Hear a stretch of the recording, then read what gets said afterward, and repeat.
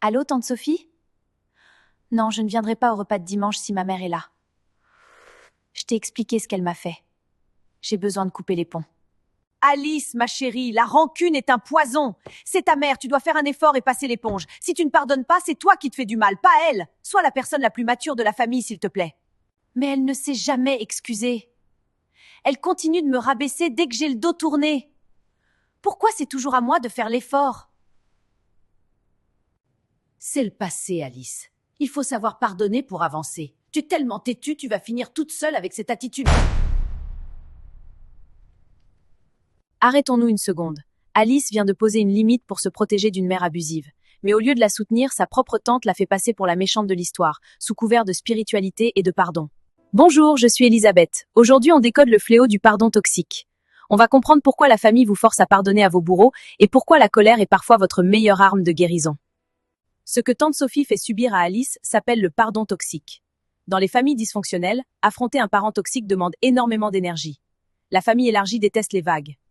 Quand tante Sophie demande à Alice de pardonner, c'est pour son propre confort à elle. Le but de l'entourage, c'est de remettre le couvercle sur la marmite. En forçant Alice à pardonner à une mère qui ne s'est jamais excusée, on lui demande en réalité de se taire, d'absorber les coups.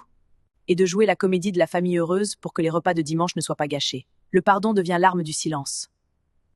Écoute-moi bien, Alice. Cette rancune que tu entretiens, c'est du poison. Tu t'empoisonnes toi-même. C'est faux. Quand une personne franchit vos limites, vous manque de respect ou vous manipule, la colère n'est pas un poison.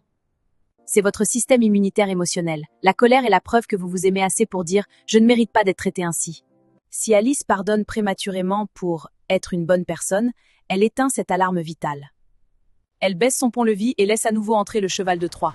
On confond trop souvent le pardon avec l'autorisation de recommencer. Lâcher prise sans pardonner. Alors, que doit répondre Alice à sa tante? Elle doit dire non.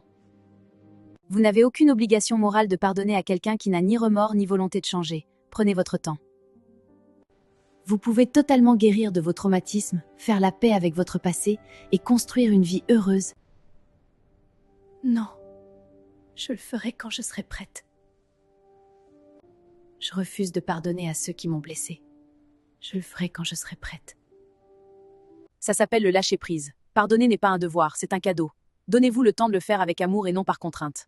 Avez-vous déjà été forcé de pardonner à quelqu'un de toxique dans votre famille? Racontez-le moi en commentaire. Abonnez-vous à Elisabeth Décode et à très vite!